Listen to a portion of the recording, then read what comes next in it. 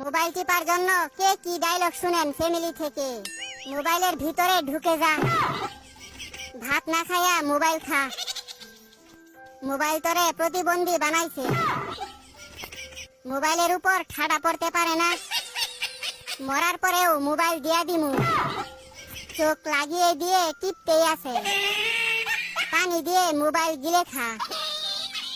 নেশাখোরের মতো হইছে মোবাইল টিপতে টিপতে।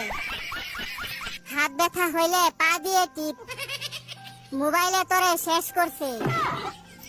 তুই কানা হয়ে যাইবি তো, এত টিপে মোবাইল নষ্ট হইতে পারে না। রেজাল্টের পর বুঝামু মজা, অন্ধ হইতে বেশি দেরি নাই। সারাদিন মোবাইলের মধ্যে কি দেখো? আমি বলুম না, আমার শরম করে।